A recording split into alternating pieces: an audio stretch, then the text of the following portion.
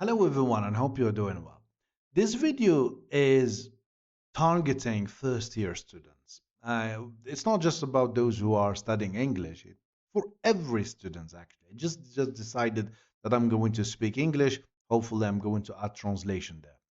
So we are going to talk about a big issue. An issue that everyone knows, especially students and especially those students, senior students. So, what are we going to talk about? We are going to talk about a very vicious circle, there, very vicious circle that most students are really caught inside. What is it? We have procrastination, low performance, and shyness. These three deadly sins, especially when it comes in education. It usually the circle starts so small that it gets bigger and in fact affects all your university life and sometimes affects your entire life. So what happens? Let's break it down. It starts first when you won your baccalaureate degree. You were so happy. And okay, you just simply got rid of that routine, staying so many hours at school, and now you are in universities. You think you have just few lectures, and you can say, okay, I can start, let's say, for example, in November, and I can revise, so no problem, I have time. Usually, what happens, you start delaying revision, you start delaying everything, and all of a sudden you find yourself confronted with exams in January. And by now we have 2 months for the exam, and you haven't revised anything. In fact, you have missed so many lectures, so many concepts, so many things were studied, and you know nothing. You know nothing. So this delay is going to affect your performance because you are going to get low grades in the first exams in the first semester. And this is going to cause a really huge problem because what you did, you have gained a routine in your life. What's that routine? You are simply delaying everything. You're so lazy. Most of the time, you don't wake up early. So you are kind of building your entire life, your habit that's going really to stay with you in your entire life.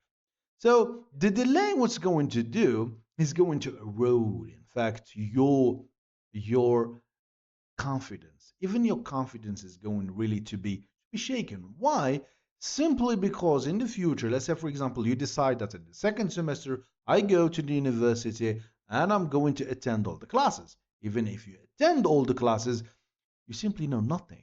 So how can you participate? You are not going to participate because you simply are not confident and simply you are going to be worried that they are going to judge you and they are going to laugh at you. So you will avoid participation altogether, and this is of course going to be harmful. See, now you have closed the circle, and so you really caused a huge problem for you.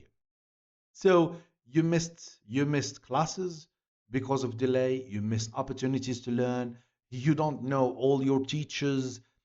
Actually, you have missed your education. And this is what happened exactly when it comes to the Algerian education system now. So many students are missing the lectures and they think, okay, I can make up for all these lessons. Trust me, you can't. Especially if we are talking about those who are studying a language. Many students they believe, okay, just the first year, the second year, I will do my best. Trust me, you won't. You will repeat the same habits because you gain the habit of being lazy. And then you missed 1 year of practicing the language. How can you be better in the future? And this is really dangerous. So once you're doing all these and all these ingredients are present there, you have really deepened that vicious circle. So how can I fix this problem? If I'm a student and I really want to fix this problem, how can I really escape the circle? Escaping the circle, I usually advise my students that the first thing they should do, don't study alone. It's always better sometimes if you have a really good friend, a study buddy, or if it's really better if you can join the group. I have seen some students really that they were like their level simply changed because they joined a group, they were committed to some people, they revised together. This really can push your level. So this is a very important idea. And especially if you are working with a group that They like to study and they are committed. So you won't have any problem and you are not going to feel shy if you want to ask about something. Then the second point that I really advise my students to do is try to start small. Start small and start early. Let's say, for example, in November now, and I want to prepare for the exams. If you decide that I'm going to spend like hours a day and on my desk and preparing, this is going to be so tiring for you. No, start very small. Like start very, say, for example, I'm going just to dedicate 20 minutes to revise today, and let's say, for example, 20 minutes every day. And of course, once you feel that you're very comfortable with this routine, is going to be better in the future. This is two. And number three, this is also very important. Number three, very important. Try to not to think about the grades, especially when it comes to first semester. Try to think about or to embrace at least the process. So you revise, you prepare. Don't think about the grades. Even if you think like your grades in the first semester are not good, don't be discouraged. Try to just continue because what you are doing, you are really building the habit. Once you have that habit, it really is going to shine. And this, of course, is going to build your confidence back. And there is this problem that I want you to do. There's this term called we have to practice self-compassion. What is self-compassion? You know that we make mistakes. We are not perfect. And one day you are going to participate and your friends are going to judge you. Your friends are going to laugh at you. But try not to think that because of this, I'm going to stop. Because the moment you start thinking like this, you're just simply you are going to stay trapped in that circle. And this is something that you should not do. And of course, the last one, what I want you to do, I want you to experiment with different kind of study techniques. Okay, I tried this way, it's not going to work for me. I will try another way. Maybe this day I'm working with a group, it doesn't help. Maybe the next day I'm going to try to work with another and see. And there is one piece of advice I give to my students all the time. Don't think that education is going to affect your lifestyle. Some students believe that if I'm going to be a very good student, a very good learner, student, this is going to affect my lifestyle. No, these are two separate things.